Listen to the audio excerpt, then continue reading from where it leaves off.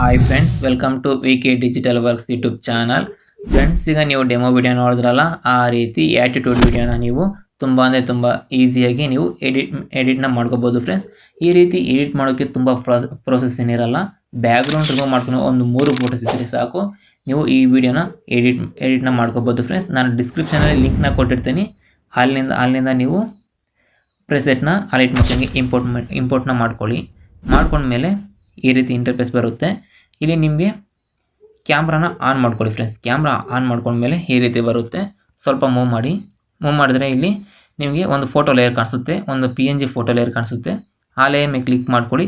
ಈ ರೀತಿ ನಿಮಗೆ ಎಂಟಿಯಾಗಿ ಬ್ಲ್ಯಾಕಾಗಿ ಕಾಣಿಸ್ತಾರೆ ಫ್ರೆಂಡ್ಸ್. ಈಗ ನೀವು ಸ್ವಲ್ಪ ಮೇಲ್ಗಡೆ ಬನ್ನಿ. ಇಲ್ಲಿ ನಿಮಗೆ ವಿಡಿಯೋ ಲೇಯರ್ ಕಾಣಿಸುತ್ತಲ್ಲ, ಇದನ್ನು ಹೈಡ್ ಮಾಡ್ಕೊಳ್ಳಿ. ಈಗ ಮಾತ್ರ ನೀವು ಎಡಿಟ್ ಮಾಡ್ತಾ ಇದ್ದೀರಲ್ಲ, ಆಗ ಮಾತ್ರ ಇಲ್ಲಿ ಇದನ್ನು ಹೈಡ್ ಮಾಡ್ಕೊಳ್ಳಿ. ಆಮೇಲೆ ನಾವು ಇದನ್ನು ಹೈಡ್ನ ರಿಮೂವ್ ಮಾಡೋಣ.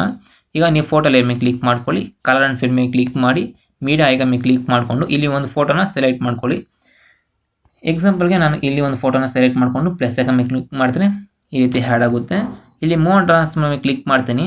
ಫೋಟೋ ನಮಗೆ ಯಾವ ರೀತಿ ಬೇಕೋ ಅದೇ ರೀತಿ ನಾವು ಇಲ್ಲಿ ಅಡ್ಜಸ್ಟ್ಮೆಂಟ್ನ ಮಾಡ್ಕೊಳ್ಳಿ.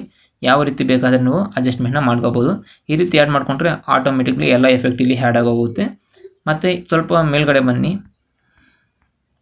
ಮೇಲ್ಗಡೆ ಬಂದಮೇಲೆ ಫ್ರೆಂಡ್ಸ್ ಇಲ್ಲಿ ಇನ್ನೊಂದು ಲೇಯರ್ ಕಾಣಿಸುತ್ತೆ. ಸ್ವಲ್ಪ ಮೂವ್ ಮಾಡಿದ್ರೆ 8.22 ಸೆಕೆಂಡ್ ಹತ್ರ ಬಂದರೆ ಫ್ರೆಂಡ್ಸ್ ನಿಮಗೆ ಈ ರೀತಿ ಇನ್ನೊಂದು ಫೋಟೋ ಲೇಯರ್ ಕಾಣಿಸುತ್ತೆ. ಆ ಫೋಟೋ ಲೇಯರ್ ಮೇಲೆ ಕ್ಲಿಕ್ ಮಾಡಿ ಇಲ್ಲಿ ಕೂಡ ನೀವು ಇಲ್ಲಿ ಬ್ಯಾಕ್ಗ್ರೌಂಡ್ ನಿಮಗೆ ಕಾಣಿಸಿಲ್ಲ ಅಂದರೆ, ಫೋಟೋಸ್ ಏನು ಕಾಣಿಸಿಲ್ಲ ಅಂದರೆ ಈ ವಿಡಿಯೋನ ನೀವು ಇಲ್ಲಿ ಹೈಡ್ ಮಾಡಿದ್ಮೇಲೆ ಮತ್ತೆ ಫೋಟೋ ಲೇಯರ್ ಮೇಲೆ ಕ್ಲಿಕ್ ಮಾಡಿ, ಕಲರ್ ಮೇಲೆ ಕ್ಲಿಕ್ ಮಾಡಿ, ಮತ್ತೆ ಇಲ್ಲಿ ಇನ್ನೊಂದು ಫೋಟೋನ ಸೆಲೆಕ್ಟ್ ಮಾಡ್ಕೊಳ್ಳಿ.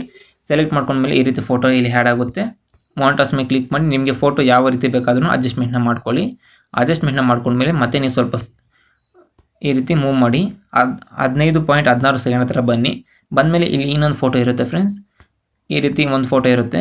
ಸ್ವಲ್ಪ ಮೇಲ್ಗಡೆ ಬಂದರೆ ಇಲ್ಲಿ ಫೋಟೋ ಲೇಯರ್ ಕಾಣಿಸುತ್ತೆ. ಅದಕ್ಕಿಂತ ಮುಂಚೆ ನೀವು ಇಲ್ಲಿ ಒಂದು ವಿಡಿಯೋ ಇರುತ್ತೆ, ಅದನ್ನು ಹೈಡ್ ಮಾಡ್ಕೊಳ್ಳಿ.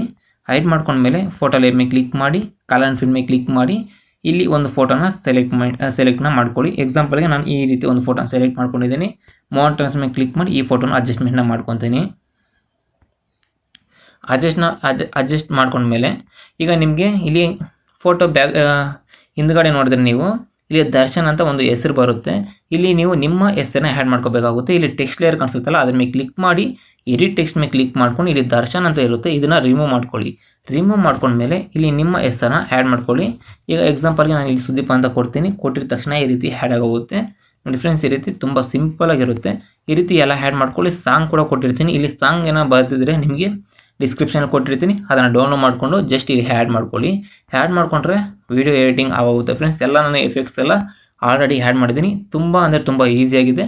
ಈ ರೀತಿ ವಿಡಿಯೋನ ಎಡಿಟ್ ಮಾಡಿ ನಿಮ್ಮ ವಾಟ್ಸಪ್ ಸ್ಟೇಟಸ್ಗೆ ನೀವು ಆ್ಯಡ್ ಮಾಡ್ಕೊಳ್ಳಿ ಫ್ರೆಂಡ್ಸ್. ಈ ವಿಡಿಯೋ ಇಷ್ಟ ಆದರೆ ಜಸ್ಟ್ ಒಂದು ಲೈಕ್ನ ಮಾಡಿ. Thanks for watching.